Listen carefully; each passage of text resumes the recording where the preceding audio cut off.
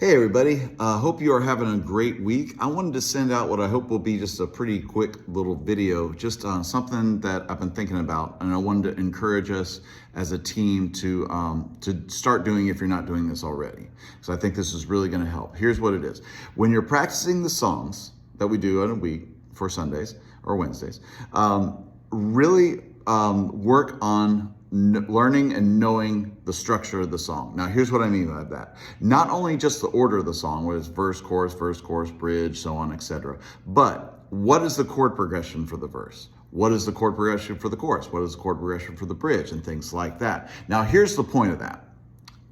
The point of this is to have more confidence when you're going in to play the song. And what happens, the more confident you are in the song, then the less you're tied to the chord chart, the less you have to stare at the chord chart while you're playing, which means you can listen to the rest of the band more, which means we can interact together more. And if we jump to repeat a section or repeat a chorus or go back to another section, it's less likely that you'll get lost or things like that if we're doing that. So all this is to just help out and help us build stronger together and just create a great environment for our congregation to worship in. That's the goal. So in this video, I want to show you one thing that I'll do to help visualize what's happening and really get that structure into my head. All right, so usually what I'll do is I'll pull up the chord chart that we have on there. And now these are great chord charts. I like a lot of things about them. The only thing I'm not always crazy about is that it doesn't necessarily show you like how long you're holding out the chords for and things like that. And so it can kind of just encourage you to sort of keep going like that, just like straight along. And it doesn't necessarily, you don't really get to see the full, I mean, you see the order of the chorus here, or the song here, but you don't really get like a feel for what the chord progression is. So I'm going to start with a fairly easy one called the Blood, and then I'll show you what I do. So one of the first things I'll do is just you got to make sure what's your meter. So your meter is, or your time, it's called 4/4. So we're in 4/4, which means there's going to be 4 beats to a measure.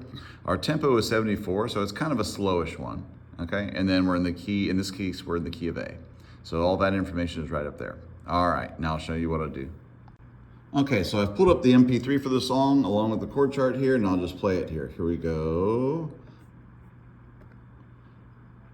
And 2, 3, 4, 1, 2, 3, 4, 1, 2, 3, 4, 1, 2, 3, 4.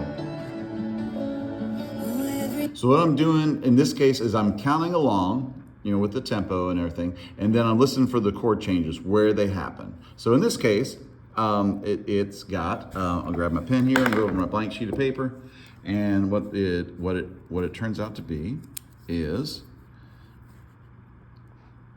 we've got A, 1, 2, 3, 4, and for one measure, and then the next measure, A, 2, 3, and then on beat 4, there's like this E, and then it goes to D. 1, 2, 3, 4. 1, 2, 3, 4. Okay?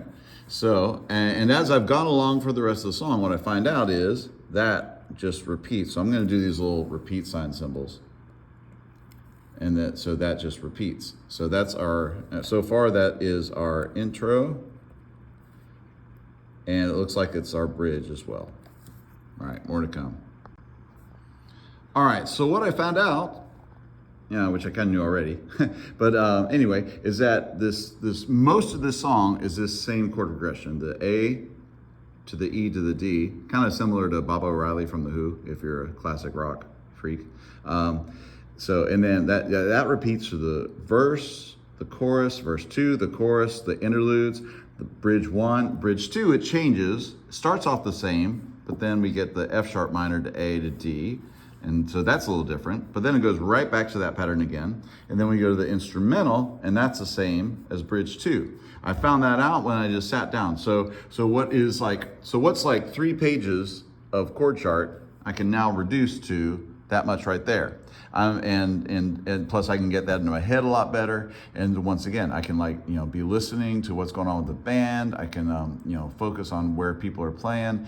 And so it helps me out a whole lot. Now, this is kind of an easy one. The more complex you get, the more this actually helps, because helps you see the patterns even more and really get something underneath. But that's basically what I'll do when I'm really starting to learn a song and really want to get it into my head.